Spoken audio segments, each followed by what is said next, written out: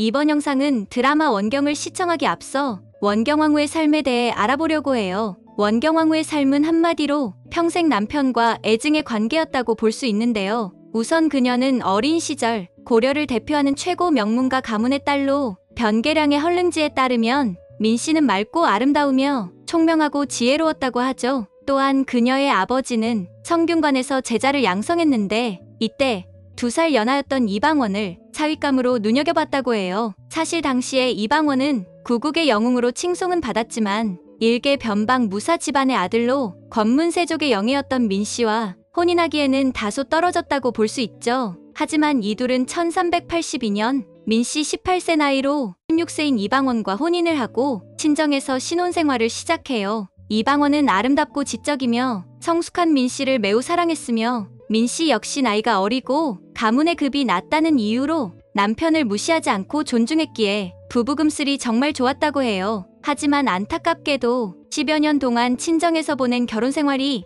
민씨의 결혼생활 중에서 가장 행복했던 시절이라고 할 수 있어요. 이후 이성계가 조선을 건국할 때 민씨의 남동생인 민무구와 민무질이 남편의 신복이 되어서 활약을 해요. 또 정도전이 왕자들의 사병을 없애려 할 때 그녀가 집 으슥한 곳에 무기를 숨겨두어 후위를 도모할 수 있었어요. 이런 그녀의 대담한 성격 덕분에 1차 왕자의 난이 일어났을 때 방원은 목숨을 구할 수 있었죠. 그렇게 수많은 고비를 지나 이방원이 태종으로 즉위했고 마침내 그녀는 조선의 왕비가 되어 그렇게 고생 끝 행복 시작일 줄 알았는데 안타깝게도 그녀의 인생은 이제부터 하향 곡선을 그리기 시작해요. 원경왕후에게 가장 컸던 문제는 바로 친정 집안의 숙청이었어요. 태종은 공신들을 매우 경계하는데 특히 정계와 군부에 막강한 영향력을 가지고 있던 아내의 남동생들을 심하게 경계했어요. 사실 아내의 남동생들은 당시 세자였던 양령 대군과도 친했기 때문에 만약 세자가 왕위에 오르면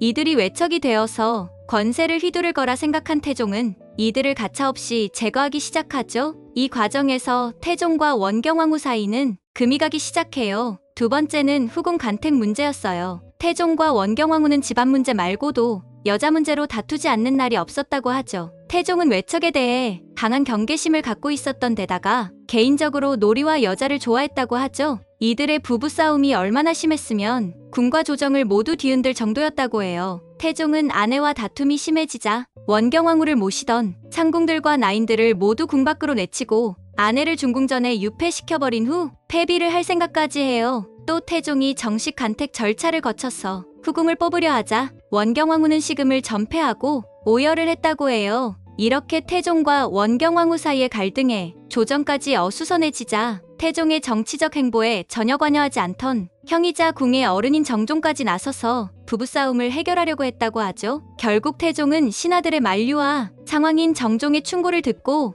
원경왕후를 폐비시키려던 걸 멈추고 또 후궁을 드리는 문제도 거창한 가례를 하지 않고 조용하게 후궁을 드리는 정도로 마무리되었다고 해요. 그렇게 해온 궁을 뒤집을 만큼 시끄러운 부부싸움을 하고도 원경왕후는 40세가 넘어서도 태종과의 사이에서 3명의 자식을 더 낳아요. 이런 걸 보면 확실히 이둘의 관계는 애증이었던 것 같죠? 어쩌면 조선의 다른 왕과 왕비들은 일방적인 간택의 과정을 통해 인연이 맺어진다면 태종과 원경왕후는 시작부터 서로 동등한 관계에서 시작했다는 게 다른 점이었죠. 게다가 이성계가 조선의 왕이 될 수 있었던 건 사돈이자 이방원의 처가가 가문의 운명을 걸고 막대한 지원 사격을 퍼부었기 때문이에요. 또한 원경왕후 본인으로만 보아도 그녀는 조선 최고의 여장부이자 여걸로 평가받는데요. 그 이유는 남편인 방원을 왕위에 오르게 했던 킹메이커이자 무엇보다 세종대왕의 어머니이기 때문이죠. 실제 성격 역시 여걸답게 굉장히 호쾌하고 괄괄했다고 해요.